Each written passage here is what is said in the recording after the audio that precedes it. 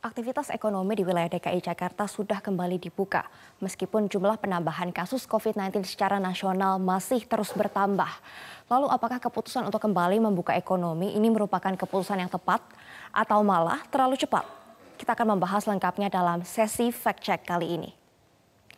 Pemirsa, mulai tanggal 9 Juni 2020 kemarin, penambahan kasus COVID-19 sudah mencapai 1.000 kasus dalam satu hari. Gugus Tugas COVID-19 menjelaskan bahwa penambahan kasus ini terjadi seiring dengan makin banyak masyarakat yang juga melakukan tes PCR atau tes swab. Namun sebenarnya masih ada resiko karena ada korelasi langsung antara pelonggaran kebijakan PSBB dengan penambahan jumlah kasus COVID-19.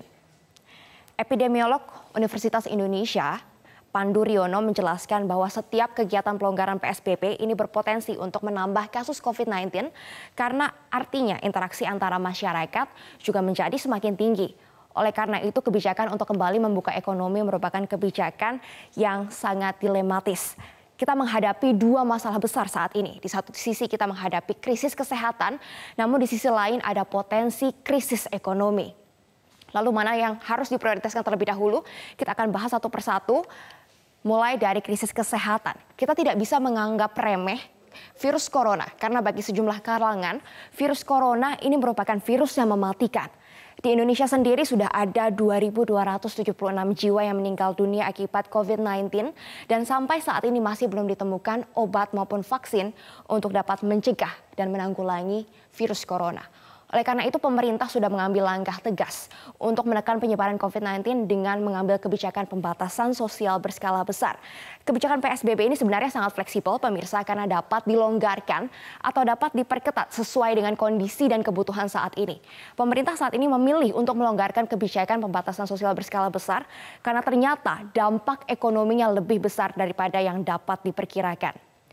Saat ini kita bisa lihat di Indonesia angka pengangguran ini bertambah, begitu juga dengan angka kemiskinan yang juga semakin tinggi. Hal ini disebabkan semenjak adanya kebijakan PSBB memang banyak pusat belanja yang tutup. Pabrik juga banyak tutup, selain itu UMKM tidak dapat beroperasi normal sehingga angka pengangguran diperkirakan dapat naik hampir 2 kali lipat. Dari 6,8 juta bisa bertambah sampai 5,2 juta pengangguran. Sementara itu tingkat kemiskinan juga bertambah dari 6,8 juta penduduk miskin bisa bertambah sampai 4,8 juta. Ini angka yang sangat mengkhawatirkan sehingga pertumbuhan ekonomi Indonesia pun terdampak. Tadinya ekonomi Indonesia masih bisa tumbuh 5%. Namun karena pandemi COVID-19 perkiraannya bahkan ekonomi Indonesia bisa tumbuh negatif atau menyusut sampai 0,4%. Oleh karena itu pemerintah perlu mengambil jalan tengah. Saat ini kita menghadapi krisis yang sama yaitu krisis kesehatan dan ada potensi krisis ekonomi. Namun tidak semua individu memiliki kemampuan yang sama. Ada yang masih bisa mempertahankan diri di tengah pandemi dan juga potensi krisis ekonomi. Namun ada yang sama sekali tidak mampu bertahan. Oleh karena itu pemerintah mengambil kebijakan yang terbaik dari yang terburuk. Kita lihat selanjutnya pemirsa, ada pernyataan dari ekonom KOR Peter Abdullah. Ia mengatakan bahwa keputusan pelonggaran PSBB adalah keputusan yang terbaik dari yang terburuk. Karena menurutnya saat ini ekonomi Indonesia masih bisa diselamatkan. Jika pelaku usaha masih bisa bertahan dan juga UMKM ini dapat bergerak kembali, maka ekonomi Indonesia dapat pulih dengan cepat tahun 2021 atau tahun depan. Namun jika kondisi semakin memburuk, ini dapat berujung pada krisis dan konsekuensinya harus kita hadapi sampai 5 tahun mendatang. Contohnya saja jika banyak perusahaan yang kolaps atau tingkat pengangguran dan juga tingkat kemiskinan semakin bertambah banyak. Ini dapat menyebabkan potensi krisis yang harus kita tanggung pemulihannya sampai 5 tahun ke depan. Oleh karena inilah kita berusaha untuk mengambil jalan tengah, pemerintah memfasilitasi supaya masyarakat yang memang harus mempertahankan kondisi ekonominya ini dapat kembali beraktivitas. UMKM seperti warung, warteg, ojek online dapat kembali beraktivitas normal. Sementara itu pelaku usaha juga diberikan ruang untuk bertahan sehingga tidak terjadi PHK secara lebih lanjut. Oleh karena itu kita berharap pemerintah telah memberikan fasilitas ini bagi masyarakat yang memang membutuhkan.